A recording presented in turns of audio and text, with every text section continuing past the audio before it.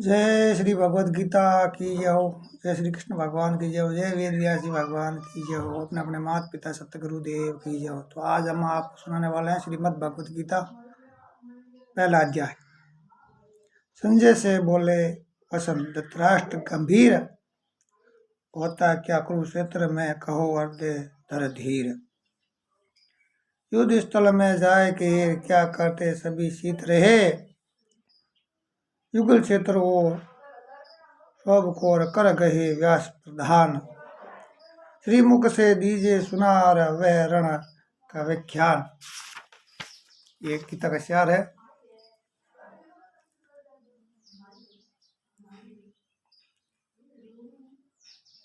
श्री ओम नमो भगवते वासुदेवाय विश्वेश्वराय आदि पुरुषाय अपरंपार अलेख पुरुषाय नमः। जगत बंधु ज्योति स्वरूप जी की जाननहार, हरियस मांगन आयो है प्रभु के द्वार। अर्जुन को जो आपने श्री गीता जी का ज्ञान दिया सो मुझको मिले, हे भव भय भंजन। भगवान श्री कृष्ण जी ये किशोरदास मांगता है, प्रभु गीता ज्ञान के उच्चारण करने से भक्त तेरे पूर्ण ब्रह्मा को पाता है। प्रभु मैं आपके शरणों के शरण हूँ, आप परम प्रवीण हो और मैं आपकी शरण में पड़ा हूँ। किशोरदास और कृष्णदास जी गरीब हैं और आप संतों की विनती को मान लेते हैं। हे कमला वल्लभ श्री कृष्ण भगवान, कृपा निदान जी, तेरे संतों के वास्ते मैं ये गीता ज्ञान भाषा में कहता हूँ। पहला अध्याय है विषाद योग। जब कौरव और पांडव महाभारत के युद्ध को चले तब राजा धृतराष्ट्र ने कहा कि मैं भी युद्ध देखने को चलूंगा। तब श्री व्यास जी ने कहा, हे राजन, नेत्रों बिना क्या देखोगे।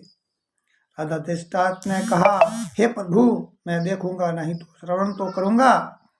व्यासदेव जी ने कहा, हे राजन, तेरा जो सारथी संजय है वह तेरा शिष्य है, जो कुछ महाभारत युद्ध की लीला कुरुक्षेत्र में होगी संजय तुमको यहाँ बैठे ही श्रवण करवाएगा। जब व्यासदेव जी ने मुख से ये वचन सुने तब संजय ने श्री व्यासदेव जी के शरणों में नमस्कार करके और हाथ जोड़कर विनती करी, हे प्रभु जी, महाभारत के युद्ध का चरित्र कुरुक्षेत्र में होगा और मैं हस्तिनापुर में कैसे देखूंगा और राजा को किस भांति कहूंगा। जब इस प्रकार संजय ने व्यास जी के आगे विनती की तो श्री व्यासदेव जी ने प्रसन्न होकर संजय से कहा, हे संजय, मेरी कृपा से तुझे सब यहीं दिखाई देगा, बुद्धि के क्षेत्रों से सूझेगा। जब व्यासदेव जी ने ये वर दिया तो उसी समय संजय की दिव्य दृष्टि हुई और युद्ध भी उनकी दिव्य हुई, बुद्धि भी उनकी दिव्य हुई। आगे अब महाभारत का कौतुक कहते हैं जो सुनो। 7 अक्षौणी सेना पांडवों की थी और 11 अक्षौणी सेना कौरवों की थी। धृतराष्ट्र के पुत्रों ने कौरवों की थी और यह दोनों सेना जमा होकर कुरुक्षेत्र में एकत्रित हुई। राजा धृतराष्ट्र ने संजय से पूछा, हे संजय, धर्म का क्षेत्र जो कुरुक्षेत्र है वहाँ मेरे और पांडवों के पुत्रों ने क्या किया है सो कहो। राजा का वचन सुनकर संजय बोला, हे राजा, आपका पुत्र दुर्योधन पांडवों की सेना को देखकर अपने गुरुदेव द्रोणाचार्य के निकट जाकर बोला, आचार्य जी, देखे तो पांडवों की सेना व्यू और सेना की पंक्ति कैसी भलीभांति बनी है और द्रौपदी का पुत्र धृष्टद्युम्न जो आपका शिष्य है कैसा बुद्धिमान है, जिसने पांडवों की सेना की पंक्ति कैसी भलीभांति बनाई है। फिर जो पांडवों की सेना के मुख्य योद्धा हैं उनके नाम दुर्योधन ने द्रोणाचार्य को सुनाए हैं।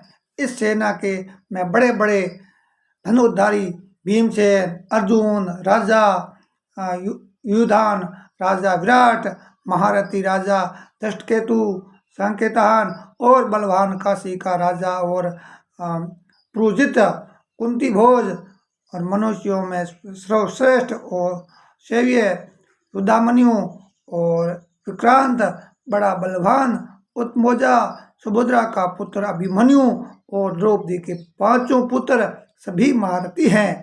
अब दुर्योधन ने जो अपनी सेना के मुख्य योद्धा हैं उनके नाम और बल सुनाए हैं। हे आचार्य, मेरी जो सेना के मुख्य योद्धा हैं उनके नाम सुने।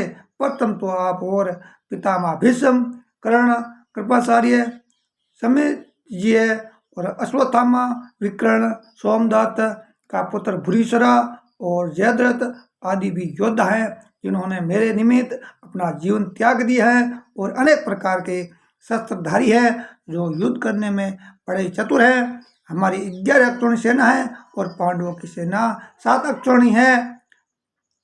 हमारी सेना के अधिकारी और रक्षक पितामह भीष्म है। अब दुर्योधन अपनी सेना से कहने लगा है, जितने तुम हमारी सेना के लोग हो सभी पितामह की रक्षा करने वाले हो और जितने शस्त्र आने के मार्ग हैं उन सब मार्गों में पितामह की रक्षा करो। दुर्योधन के मुख से ये वचन सुनकर जो कौरवों में बड़े हैं वे वर्ध भीष्म पितामह पर प्रथम सिंह की तरह गरजे हैं और गरज कर अपना प्रतापवान शंख बजाया है। और जिसके उपरांत दुर्योधन की सेना ने शंख, ढोल, दमामे और गोमुख इत्यादि अनेक प्रकार के बाजे सारी सेना में इकट्ठे बजाए हैं जिनका बड़ा ही भयंकर शब्द हुआ है। अब पांडवों की सेना के बाजे सुनो। प्रथम जिस रथ पर श्री कृष्ण भगवान विराजमान है उस बड़े रथ की सामग्री कंचन की है और रत्नों से जड़ित है। जैसे वर्षा ऋतु का मेघ गरजता है वैसे ही रथ की पहियों की आवाज है। अब घोड़ों की शोभा कहते हैं जैसे गौ का दूध होता है ऐसा तो उन घोड़ों का सुंदर रंग है। जैसे ही कार्तिक का फूला हुआ कमल होता है ऐसा ही सुंदर घोड़ों का मुख है और बहुत सुंदर है। गर्दन जिनकी सुंदर है, कान और पूंछ और चरणों में श्रवण की झांझरें शोभायमान है। ये तो घोड़ों की शोभा कही है। ऐसे सुंदर रथ पर सारथी भक्तवत्सल सत्य स्वरूप आनंद कंद स्वयं श्री कृष्ण भगवान विराजमान है और योद्धा के स्थान पर भक्त अर्जुन विराजमान है। उन्होंने दिव्य शंख बजाए हैं और प्रथम श्री कृष्ण भगवान ने अपना पंचजन्य नामक शंख बजाया है और देवदत्त नामक शंख अर्जुन ने बजाया है और पौंड्रक नामक शंख भीमसेन ने बजाया है। भीमसेन कैसा है, जिसका उदर और कमर बड़ी है। अनंत विजय नामक शंख कुंती पुत्र राजा युधिष्ठिर ने, सुघोष नामक शंख नकुल ने और मणिपुर का नामक शंख सहदेव ने बजाया है। बड़े धनुष के धारण करने वाले काशी के राजा ने भी अपना शंख बजाया है और महारथी शिखंडी ने भी शंख बजाया है और धृष्टद्युम्न ने और राजा विराट ने भी अपना शंख बजाया है और अपराजित शांतकी ने अपना शंख बजाया है और द्रौपदी के पुत्रों ने शंख बजाए हैं और जितने पांडवों की सेना के राजा थे सब ने शंख बजाए हैं और सुभद्रा के पुत्र अभिमन्यु उन्हें भी शंख बजाया है। सब ने अपने अपने भिन्न भिन्न प्रकार के शंख बजाए हैं। उन शंखों का शब्द सुन करके धृतराष्ट्र पुत्रों के हृदय विदृढ़ हुए हैं। धरती और आकाश शब्दों से भर गया है। उसके उपरांत धृतराष्ट्र के पुत्रों की सेना अर्जुन ने देखी है। जब दोनों ओर की सेना के शस्त्र चलने के हुए तो तब अपना धनुष सिर पर फेर कर अर्जुन हंसी केश श्री कृष्ण भगवान से बोले कि हे अच्युत अविनाशी पुरुष, मेरा रथ दोनों सेनाओं के बीच में ले जा चलकर खड़ा करे, तब देखूं तो सही हमारे साथ युद्ध करने वाले को कौन कौन आए हैं। और संजय राजा धृतराष्ट्र से बोला है, हे राजन, हंसी के श्री कृष्ण भगवान से अर्जुन ने ये वचन कहे हैं। तब भक्त वत्सल गोविंद ने अर्जुन के रथ को हाँक कर दोनों सेनाओं के बीच ले जाकर उस द्रोणाचार्य के सन्मुख खड़ा किया है। भीष्म द्रोणाचार्य की दाई बाई और भी योद्धा थे। तब श्री कृष्ण भगवान अर्जुन से बोले, हे अर्जुन, तेरा रथ मैंने कौरवों की सेना के सन्मुख खड़ा किया है, तू इनको देख।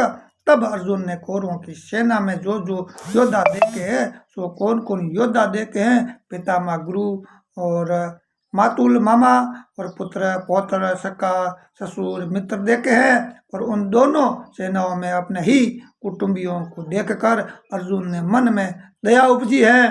तब अर्जुन श्री कृष्ण भगवान से बोले, हे भगवान, इस सेना में मैंने सब अपने ही भाई बंधु और स्वजन ही देखे हैं। जो योद्धा रण में आए हैं उनको देखकर मेरा शरीर बहुत ही दुख पाता है। मेरा मुख सूखा गया है और शरीर में पसीना आ गया है। मेरे रोंगटे खड़े हो गए हैं और गांधी धनुष मेरे हाथ से गिर रहा है और त्वचा जल उठी है। मैं खड़ा भी नहीं हो सकता हूँ और मेरा मन भी भ्रम में पड़ गया है। हे केशव, मैं कुशल भी बुरे ही देखता हूँ और मैं ऐसा भी नहीं समझता कि मैं विपरीत बुद्धि हूँ। हे केशव, इस युद्ध में भाइयों के मारने से मैं अपना कल्याण भी नहीं देखता। हे कृष्ण, मैं अपनी जय भी नहीं चाहता हूँ और मुझको भी श्री की इच्छा भी नहीं है और न सुख की आशंका है। और हे गोविंद, वह राज किस काम का है वे राज के भोग किस काम के हैं जिनके निमित्त राज है। मुझे उन्हीं कुटुंब के लोगों को मारकर राज मिलेगा। ये सभी कुटुंब के योद्धा लोग एकत्रित हुए हैं, प्राण और धन को त्याग कर युद्ध के निमित्त खड़े हुए हैं। सो ये कौन कौन से गुरु पितामह ताए मौसे ससुर पुत्र पौत्र साले और कुटुंबी हैं। हे मधुसूदन, इनको मारने की मुझको इच्छा नहीं है। इन पर मुझको बहुत दया आती है। हे धरती के धारणहारे, हे श्री कृष्ण भगवान, मैं इनको मार कर त्रिलोकी का राज पाऊँ तो भी मैं न मारूंगा, और भूमि के राज्य की तो बात ही क्या है। हे जनार्द, धृतराष्ट्र के पुत्रों को मारने से तो हमारा कल्याण नहीं है और इनके मारने से बड़ा पाप लगेगा। यद्यपि ये महापापी हैं तो भी मैं नहीं मारूंगा। ये सभी पूजनीय योग्य हैं और भेंट करने योग्य हैं, मैं इनको नहीं मारूंगा। हे माधव, संजन भाई बंधु कुटुंब, इनको मारने से हमको सुख और मुक्ति कहाँ है। और यद्यपि राज के लोभ से इनकी बुद्धि भ्रष्ट हुई है। ये धृतराष्ट्र के पुत्र कुल को नष्ट करने से और मित्रों के साथ कपट करने से जो दोष उपजते हैं उनको नहीं समझते हैं। सो क्या इनकी तरह मैं भी नहीं समझता हूँ, और कुल नष्ट होने से तो पाप ही उपजते हैं। उन पापों को मैं भली भांति जानता हूँ, उन पापों को अर्जुन भली भांति कहते हैं। हे जनार्द, कुल का नाश करने से कुछ के जो पुरातन धर्म संस्कार चले आए हैं उनका भी नाश होता है। कुल धर्म के नष्ट होने से कुल की स्त्रियां दुराचारणी हो जाती हैं, जिनसे स्त्रियों के वर्ण संकर संतान उपजती है और पराये पुरुष की संतान को वर्ण संकर कहते हैं। जब वर्ण संकर संतान भई तब पिंड और जल पितरों को पहुँचने से रह जाएगा तो पितर श्रवण से गिर पड़ेंगे। हे यदुवंशियों में श्रेष्ठ श्री कृष्ण भगवान जी, जिसने कुल को नष्ट किया है, जिसने इतने पाप किए हैं, तो सब पाप कुल के नष्ट करने हारे के सिर पर होता है। फिर वह मनुष्य उन पापों का फल क्या पावे। सो सुने, ये वह प्राणी सदा ही नरक भोगता है। और न्याय शास्त्र में मैंने ये श्रवण किया है। अब अर्जुन पछताता है और हाथ जोड़कर अपना सिर फेर कर कहता है, हाँ हाँ, देखो भाई, मैंने कैसे पाप का उद्यम किया था। अब मैं अपने हाथ में शस्त्र नहीं पकड़ूंगा और धृतराष्ट्र के पुत्रों के हाथ में शस्त्र होंगे और मैं उनके सम्मुख हो जाऊंगा। वे मुझको मारेंगे, इससे मेरा कल्याण होगा। उस संजय धृतराष्ट्र से कहता है, हे राजन, अर्जुन ने ये वचन कहकर धनुष बाण हाथ से छोड़ दिया है और रथ के पिछले भाग में जाकर बैठ गया है। जय श्रीमद् भगवद गीता की जय हो। तो ये पहला अध्याय है, आपको सुनकर कैसा लगा है टाइप कमेंट करके जरूर बताना, और जितना हो सके आप यूट्यूब चैनल को सब्सक्राइब कर देना। अगला अध्याय कल सुनाएंगे। जय श्री कृष्णा, राधे राधे, राधे राधे, कोटि कोटि प्रणाम।